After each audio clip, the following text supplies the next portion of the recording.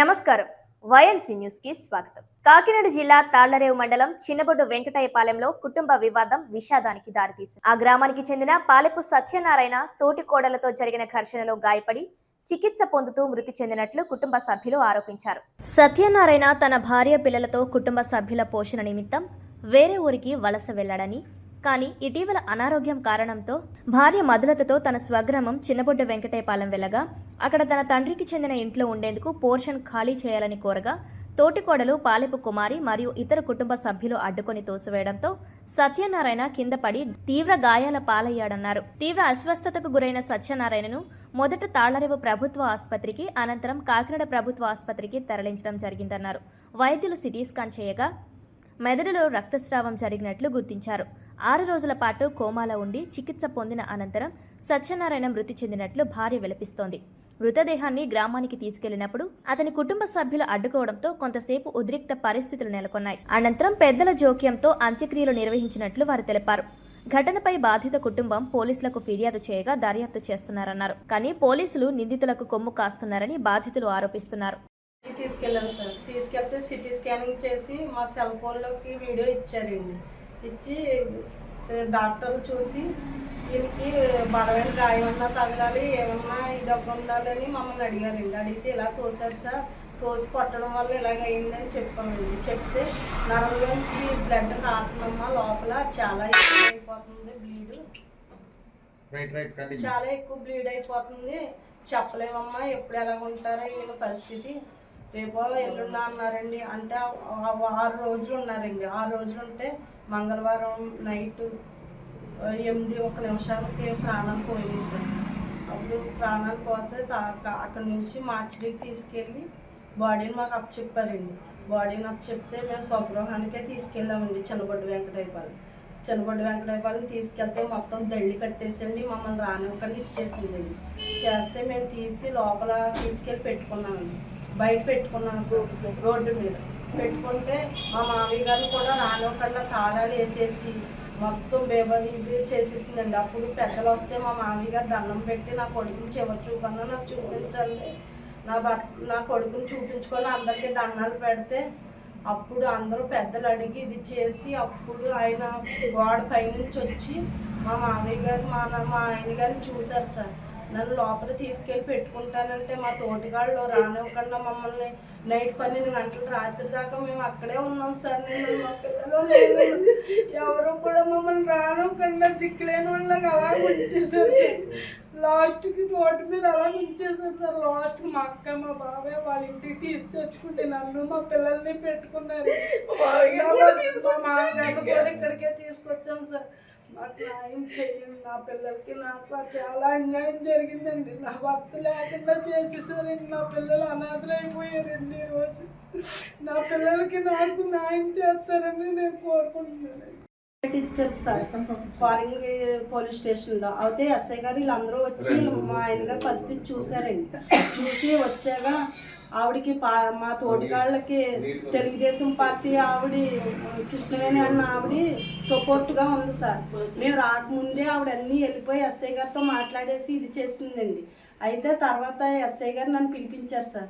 నన్ను పిలిపిస్తే నేను, మా బావగారు, మా పాప ఇంకొక 2 వెళ్ళామండి. లోపలికి వెళ్తే అన్నీ అడిగి ఏంటి ఫ్రాడ్ చేస్తున్నారా మీరు అలా ఇలాగని బెదిరించారండి. ఫ్రాడ్ ఏం లేదండి, ఉన్నదే చెప్తున్నాను కదా సార్ అనేసి అన్నామండి. అన్నాక రాసుకోకుండా మమ్మల్ని మా బావగారిని అయితే నువ్వు సీతారామపురం వ్యాపారం చేసుకోలేవు, రోడ్డు మీద తిరగలేవు, ఇలాగనేసి మా బావగారిని బెదిరించారండి.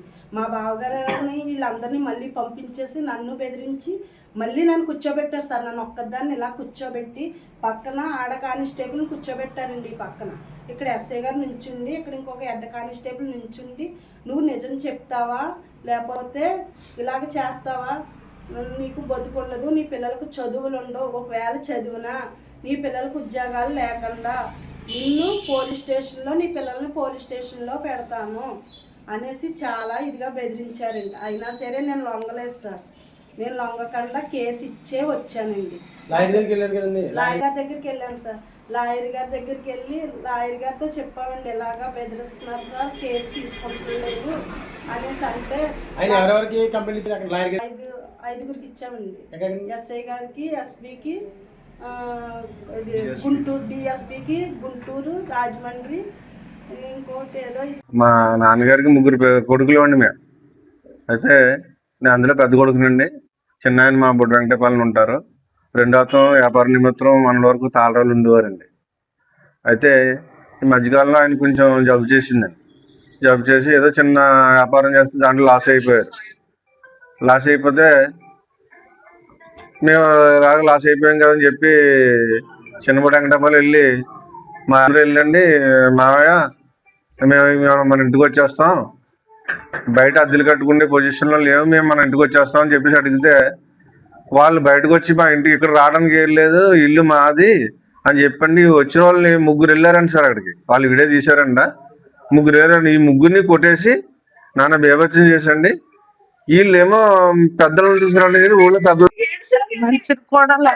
రెస్పాన్సిబుల్ కూడా లేదండి. తర్వాత పెద్దలు వచ్చి అమ్మాయి నీకు ఇది తప్పు, కొడుకు మొఖం చూడండి ఒక్కసారి, కొడుకు తండ్రి మొఖం చూడకపోతే ఎలాగ కొడుకుని అంటే అప్పుడు ప్రాధాయపడితే పెద్దలు తీసుకొచ్చి మామగారిని తీసుకొచ్చి కొడుకు దగ్గర పెట్టారన్నమాట. పెడితే అప్పుడు అమ్మ పెద్దలు అందరు కూడా సమక్షంలో మా శివకృష్ణ అండి, మా సీతారాంబారు అండి స్వామి గారు ఫోన్ చేశారండి. ఫోన్ చేస్తే ఇలాగ తొండు కొంచెం చెవులు తయారంటే చెవులకు వెళ్ళాను. వెళ్ళినప్పటికి మొత్తం రోడ్డు అంతా కూడా మూసేసారండి కట్టెలతో మూసేస్తే అప్పటికే బాడీ వచ్చి 20 నిమిషాలు పైన అయిపోయింది. ఎప్పటికైనా వస్తారేమో అనుకుంటే ఎవరు కూడా ఇంట్లో బయటకు వస్తారని అంత క్యాలిక్యులేషన్ అక్కడ పరిగెత్తలేదు. పడకపోతే పెద్దలు ఇలా కలిసి మొత్తం మీద తీసి బయటెట్టినా కానీ వాళ్ళ నాన్నగారిని బయటికి రానివ్వకుండా ఏమో నెత్తిన వరకు నా కొడుకుని లాస్ట్ రూపాన్ని చూసుకుని ఉందంటే ఆయనేమో అసలు రానట్లేదు. పెద్దలు వచ్చేప్పుడు అమ్మ నువ్వు రాపోయావు పెద్ద ఆజ్ఞాన్ని పంపించాలి కదా ఆయనంటే ఆయన బయటకు పంపించమని కావాలి. కార్యక్రమం అంతా అయ్యేదా మా ఇంటికి వెళ్ళి మనకి దండం పెట్టిన వచ్చినప్పుడు పెద్ద ఆయన బయట ఉన్నాడు. నేను ఇంకా మీరు దానం చేయలేదు ఏంటంటే చాలా వేసేసారమ్మా మమ్మల్ని లోపల రానక్కర్లేదు, నేను నాకు ఒకే దగ్గరికి వెళ్ళిపోతున్నాను అంత కూడా జరిగిందండి. అది జరిగింది. అలా అయితే మాత్రం ఎక్కడ లేని చాలా దారుణమైన విషయమండి. నాకు ఇప్పటికి వచ్చి ఇన్ని సంవత్సరాల్లో నేను ఎక్కడ చూసాను నేను ఎంత గౌరవాన్ని చూడలేదండి. తాళాలు వేసుకుని ఉంటాను.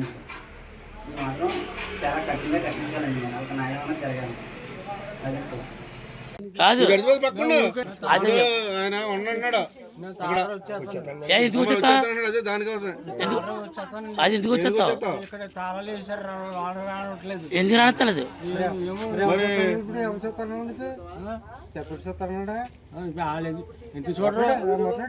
మాట్లాడు చూస్తారు కదా. నీ బట్టలు తాను చేసావా? ఏ బట్టలు ఎక్కడున్నా? మరి బట్టలు నువ్వు తాను చేయాలి కదా ఇప్పటికే. బట్టలు రెండు గుమ్మాలు భద్ర కొడితే కానీ లోన్కైనా ఎందుకు వేస్తారు? ఎందుకు వేసారండి? ఏం చెప్పరు ఎందుకు వేసారండి? వాళ్ళు ఇష్టం చేస్తున్నారు. కొడుకు కోసం వచ్చావునా బయటికి? మా పెద్ద దగ్గరికి వెళ్ళిపోతాను. పెద్ద దగ్గరికి వెళ్ళిపోతావు అంతేనా? అలాగే ఇప్పుడు నేను ఇంట్లో రావట్లేదు, బయట వదిలేసి ఆలోచిస్తారు, అందుకే మాతో వచ్చేస్తాను అంటున్నావు. నీ మనస్ఫూర్తిగా వచ్చేస్తాను అంటున్నాను. ఇందులో మా బలం తీయలేదు, నీ మనస్ఫూర్తిగా వస్తున్నావు.